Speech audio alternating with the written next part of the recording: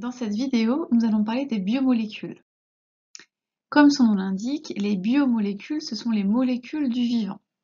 Petit rappel, l'organisme est composé de différents systèmes ou appareils, eux-mêmes constitués d'organes. Les organes sont constitués de différents tissus qui sont constitués de cellules. Et vous savez que les cellules sont l'unité structurale et fonctionnelle du vivant, c'est-à-dire que tous les organismes ont au moins une cellule. Cette cellule est constituée de molécules et les molécules sont elles-mêmes un assemblage d'atomes. Nous allons donc étudier les biomolécules, c'est-à-dire toutes les molécules que constituent nos cellules. Il existe 4 grandes classes de biomolécules: les glucides, les protides, les acides nucléiques et les lipides. Nous allons d'abord parler des glucides, que l'on appelle plus couramment les sucres. Leur rôle principal est de fournir de l'énergie à nos cellules. Les molécules les plus simples que composent les glucides sont les oses ou monosaccharides. Les oses ont pour formule générale CnH2nOn, comme par exemple le glucose que vous connaissez bien, dont la formule est C6H12O6. Le glucose est un aldose puisqu'il contient une fonction aldéhyde portée par le C1, le carbone 1. Les autres carbones portent des fonctions alcool. Le fructose a également la même formule brute, C6H12O6, mais c'est un cétose, puisque cette fois c'est une fonction cétone qui est portée par le carbone 2. Dans nos cellules, les oses ne se retrouvent pas sous forme linéaire comme cela, mais sous forme cyclisée. J'ai numéroté les carbones qui n'apparaissent pas ici sur cette représentation. Les oses sont donc les unités de base des glucides, c'est ce que l'on appelle des monomères. Ils sont donc soit retrouvés librement dans la cellule, soit impliqués dans la construction de chaînes que l'on appelle des polymères. Et justement, les polymères de glucides sont appelés polyosides ou polysaccharides. Alors on peut retrouver soit des disaccharides, qui est un glucide formé à partir de 2 oses, par exemple le saccharose, qui est le sucre de table. Il est formé d'une molécule de glucose et d'une molécule de fructose, qui sont reliées par une liaison osidique. Il existe également d'autres polysaccharides qui contiennent beaucoup plus d'oses, comme le glycogène par exemple, qui résulte de la condensation d'énormément de molécules de glucose. C'est ce qui lui donne justement son aspect un petit peu ramifié comme on le voit ici. Vous comprenez donc pourquoi le glycogène est notre stock d'énergie, puisque dès qu'on en a besoin, on va pouvoir, à partir du glycogène, libérer des molécules de glucose. Nous allons maintenant parler des protides. L'unité de base des protides, c'est l'acide aminé. Comme son nom l'indique, l'acide aminé contient une fonction acide et une fonction amine. Le carbone appelé alpha au milieu, qui porte ces deux fonctions, porte également un autre groupement que l'on appelle radical et qui va changer en fonction de l'acide aminé. Par exemple, la thréonine, qui porte toujours la fonction acide et la fonction amine, va porter un radical qui va être particulier à cet acide aminé. Et c'est la même chose pour la valine, qui porte encore un radical différent. Donc ces monomères, les acides aminés, vont pouvoir se lier entre eux pour former des chaînes polypeptidiques. Par exemple, ici, l'acide aminé 1 va réagir avec l'acide aminé 2. Il va y avoir élimination d'une molécule d'eau et formation de la liaison peptidique, créant ainsi un dipeptide, c'est-à-dire un peptide de 2 acides aminés. Généralement, les chaînes polypeptidiques sont plus grandes et forment donc un polymère que l'on appelle peptide, voire protéine, si le nombre d'acides aminés est encore plus élevé. Comme nous le verrons en classe dans les exercices, l'enchaînement des acides aminés donne aux protéines des structures particulières très différentes les unes des autres.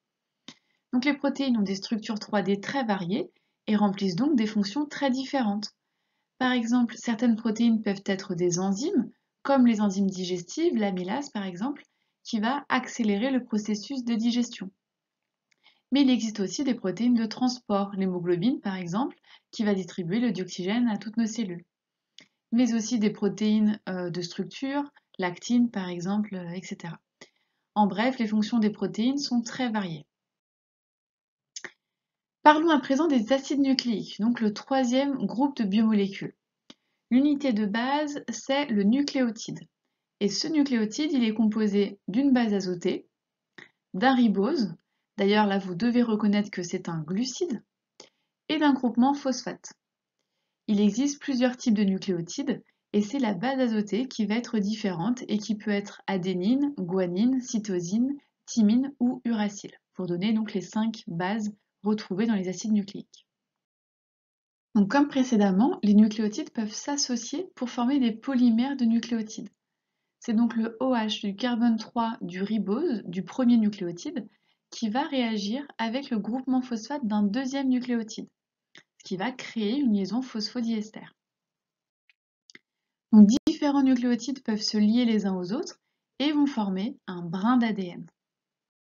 Vous savez que l'ADN est composé de 2 brins, donc il y a un deuxième brin qui va être synthétisé et qui va être relié par complémentarité des bases. Vous savez que c'est toujours un A en face d'un T et inversement, et un C en face d'un G. Donc les bases azotées donnent la séquence de l'ADN. Vous voyez ici A, C, T, G, etc. Et c'est ce qui va nous permettre de stocker toute notre information génétique dans le noyau de nos cellules. L'ADN porte donc nos gènes, ce qui va nous servir à fabriquer toutes les protéines dont nous avons besoin dans nos cellules. Donc nous arrivons maintenant à la dernière classe de biomolécules, les lipides. Alors c'est un petit peu particulier puisqu'ils ne sont pas organisés en monomères et en polymères comme les 3 précédents groupes, mais les lipides sont définis comme étant des molécules hydrophobes, donc insolubles dans l'eau. Et on va distinguer les lipides simples des lipides complexes. Alors les acides gras, ce sont des lipides simples et ce sont les constituants principaux des lipides. Ils portent une fonction acide carboxylique qui est hydrophile, donc qui aime l'eau, et une longue chaîne hydrocarbonée avec donc uniquement des carbones et des hydrogènes, qui est donc hydrophobe. On appelle donc ces acides gras des molécules amphiphiles puisqu'elles ont à la fois une partie polaire et à la fois une partie apolaire. J'ai pris l'exemple ici de l'acide caprique qui a 10 carbones et 0 double liaison. On peut aussi utiliser cette représentation sans faire apparaître les carbones que j'ai numérotés ici. Donc les acides gras diffèrent par leur nombre de carbones et également par leur nombre de double liaisons. Là, je vous ai donné un autre exemple, l'acide linoléique qui a 18 carbones et 2 doubles liaisons. Les acides gras sont une source très importante d'énergie comme les glucides. Donc les triglycérides sont quant à eux des lipides complexes.